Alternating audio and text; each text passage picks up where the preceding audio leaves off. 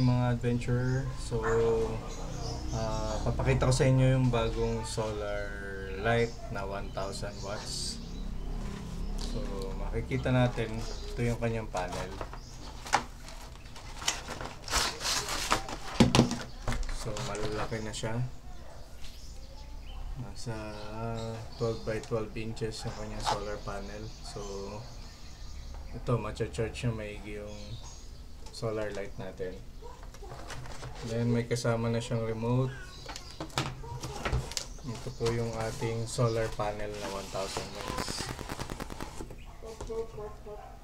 So meron siyang 600 LED lights. Yan. So meron siya 600 LED lights. Mapapansin nyo, malaki na siya talaga. Sobrang laki na siya. So kung mapapansin nyo dun sa aking mga solar lights,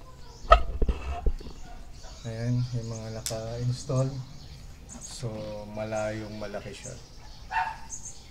Halos times 4 ng laki ng mga solar lights. So ito yung mga bagong solar lights ngayon. Mga Gen 8 na solar lights. IP67. So meron siyang indicator nung solar charging. So testingin natin kung magcha-charge siya.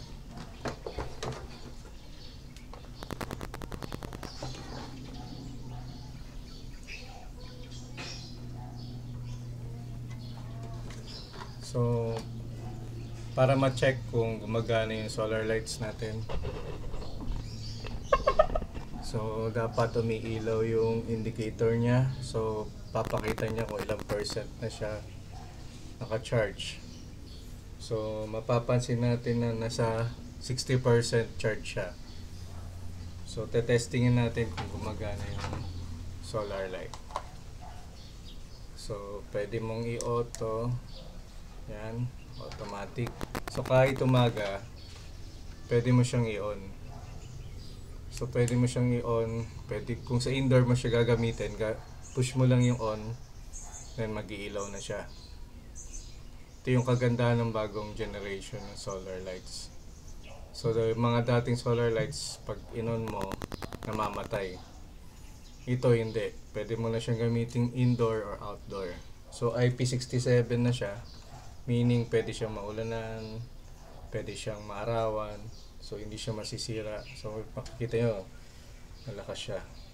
So pwedeng natin siyang i-on, i-set 3 hours, 5 hours, or 8 hours. Then pwede mo rin siyang palakasan, pwede mo rin siyang hinaan. Yan. So makokontrol mo siya. So yan kagandahan niya. Kung gusto mo ng super bright, click mo lang to. Then kung gusto mo naman na half bright lang, yan. So meron siyang option. So yun yung kagandahan ng bagong solar light. Mas maganda siya at mas friendly comparing do sa lumang generation ng mga solar lights.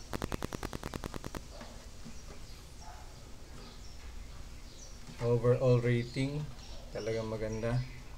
Papansin nyo. Meron na rin siya mga accessories.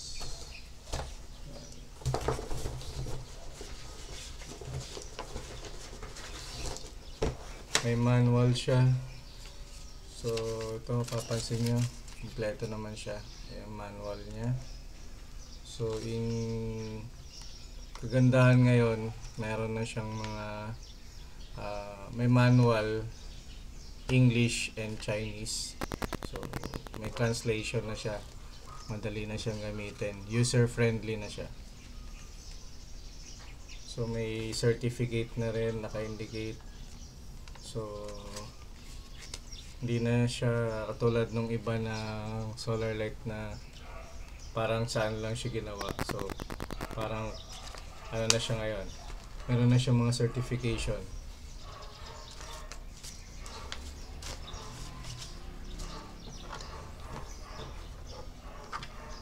So may bracket din siya sa likod. Yan. pwedeng pag-installan. So kompleto na siya na accessories. Ayan. So pwede yung off, on. Okay, yun lang. Then don't forget to auto para kapag dating ng gabi mag-auto light siya.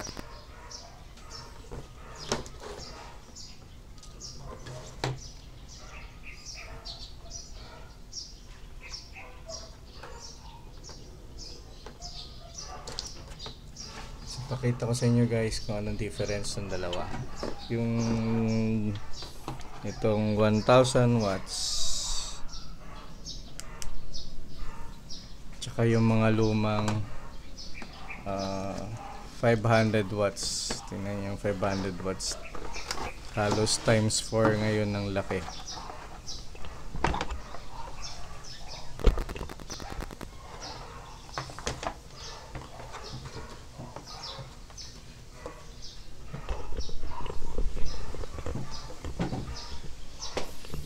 Tahan natin yung solar light ko na 500 watts lang.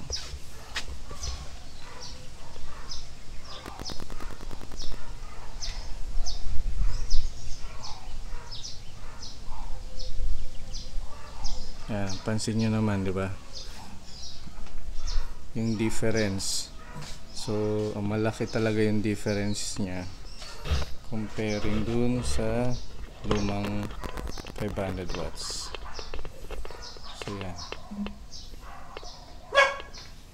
Pwede na siyang gamitin indoor and outdoor. So, don't forget to click and subscribe on my YouTube channel, Just Adventure DIY, for more videos na katulad na ito. So, ito, very useful, power saving na to, lalo na ngayon nagtataasan ng Meralco bill natin. So, makakatipid tayo. So, ito pwedeng gamitin indoor or outdoor. So, papakita ko lang sa inyo na meron ako naka-install na ito sa indoor. So, pwede natin siyang gamitin indoor and outdoor.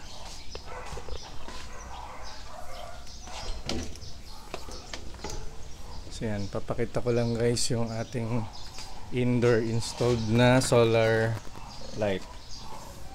Tapos papakita ko rin kung anong difference nila, gaano malaki.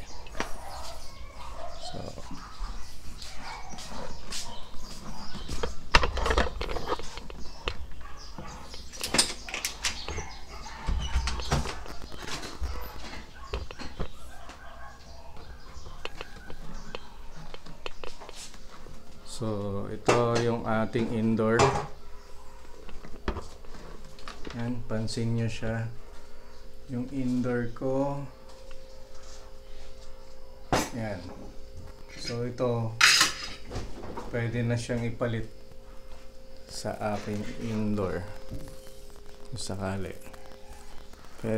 Pwede siyang ikabit. So, hindi lang pang outdoor yung mga solar lights na to. So, pwede rin siya indoor. So, tipid na kayo sa kuryente. Diba?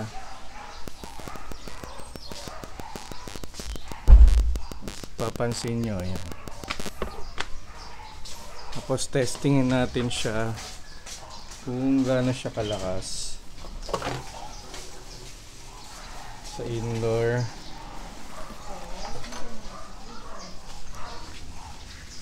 Wala natin yung remote. Testingin natin siya indoor. Kaganda na ito guys, ano na siya, charge na siya ni supplier. So konti na lang i-charge mo. Yan, pansinin nyo guys, medyo madilim dito sa loob. I-on ko lang ang ating solar light. So yan.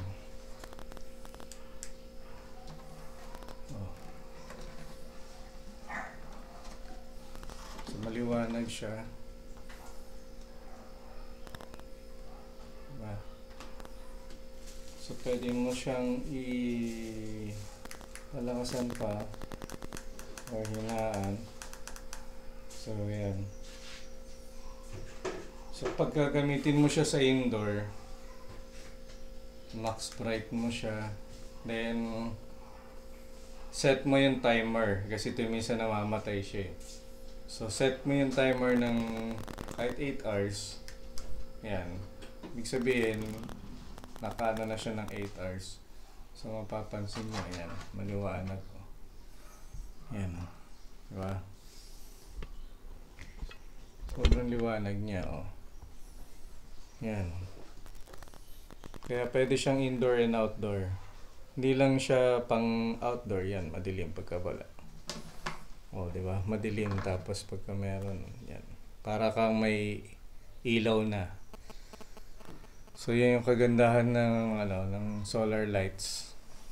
Kailangan mo lang ng extension wire para gamitin. Kaya mapapansin natin, hindi na siya yung typical na lumang solar light na malaki. Yung malapad yung body niya, slim type na siya. Ayan o. So, wala siyang, kaya siya IP67, wala siyang papasukan ng mga tubig. So, pwede na siya. Ayan o. And hindi siya ganun kabigat. Papansin, hindi siya ganun kabigat. Magaan lang siya. Kung sa dating type na mga solar lights, yung ganito kabigat is 100 watts pa lang. Pero ngayon ito, malaki na siya. So pakita ko yung lumang 100 watts na solar light. Mga luma. Kaya wag kayo magpapaloko, sa mga ibang sellers na nasabi okay yung kanila buy one take one. Baka maloko lang kayo. So maraming buy one take one pero hindi totoo.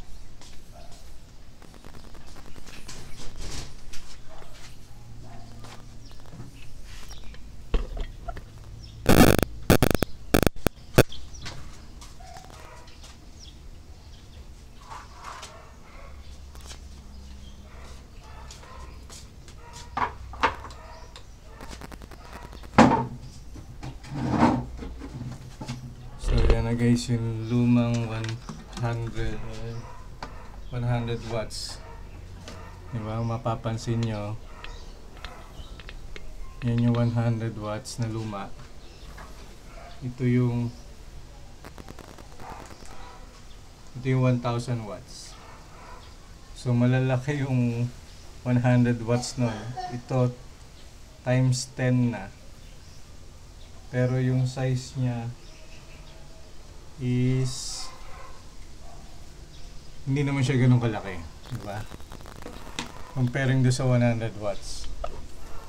So, review na, tingnan nyo, masyado siyang bulky yung luma.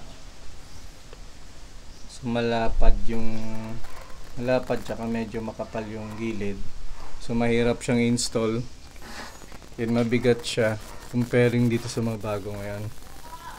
Malaki nga siya pero manipis. Pwede mo siyang install sa mga pader, hindi siya malalaglag. Kasama naman siyang pang accessories.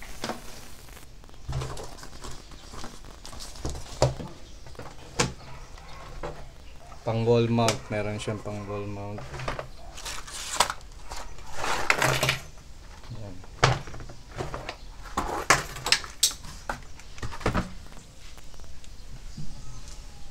May kasama siya accessories. So ito yung ginagamit sa wall mount. So kung gusto niyo gamitin to, magdi-drill lang kayo ng hole sa pader, then ipapasok niyo to, then ikakabit niyo lang siya dito. Ito yung siya kakabit. Meron siya mga holder, yan, pwede niyo dito ilagay yan dito. Yan. So ang ginagawa ko lang guys is Dahil hindi naman, para madali siyang ilipat-lipat, kinikable tie ko na lang or alambre para madali siyang ilipat. So yan, don't forget to click and subscribe to my YouTube channel for more videos, and marami akong mga solar gadgets dun na pinapakita. So pwede nyong i-view and save electricity. Let's help our environment to go green by using solar. So ito, inaano ko yung solar. So sana guys, let's conserve energy, electricity by using solar power. So ito, magandang investment. And if you want other videos like this, just don't forget to click and subscribe on my YouTube channel, Just Adventure DIY, for more videos. Thank you guys for watching. Goodbye. See you again.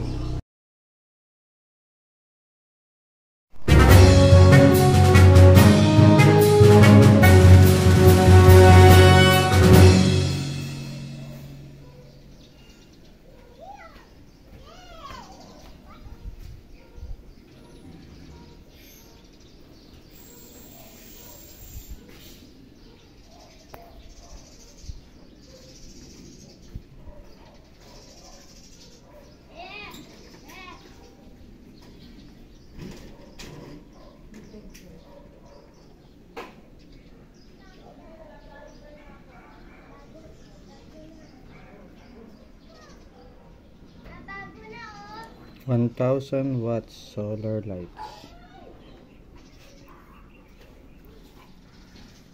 Solar panel ng solar light. So may kasama na siyang remote and accessories. May manual. Ayan po yung manual niya. So step by step ng mga features ng kasama do sa product. Ayan, solar light. So meron din siyang manual, paano siya ikakabit. So friendly na siya, Chinese and English translation. So pwede na siyang gamitin. So yan ang ating solar light.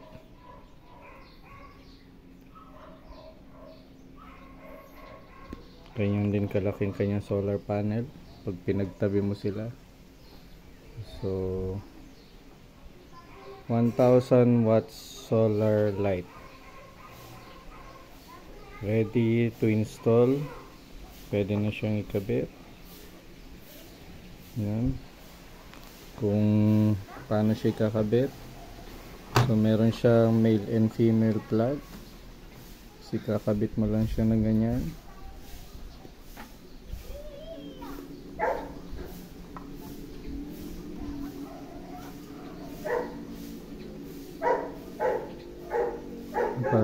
Pag may kabit na,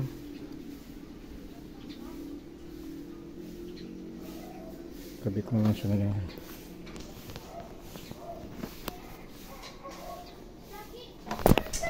So madali lang siya ikabit.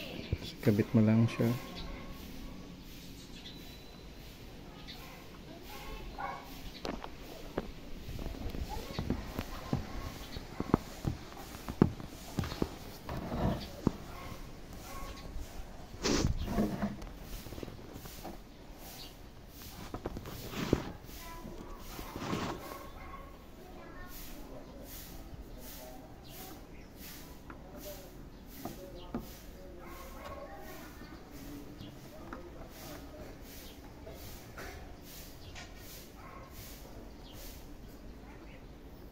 So ganun lang siya ikabit. Then lalabas na indicator. Yan, indicator light percent. So yan, On off.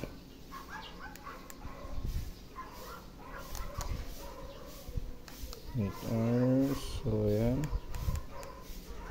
mapapansin natin lahat ng LED lights nya gumagana. So naka series parallel ang connection nya. So ibig sabihin pag nabasted yung isa, pwedeng umilaw yung iba. So ganyan siya. So yan po ang review natin sa solar 1000 watts na solar light.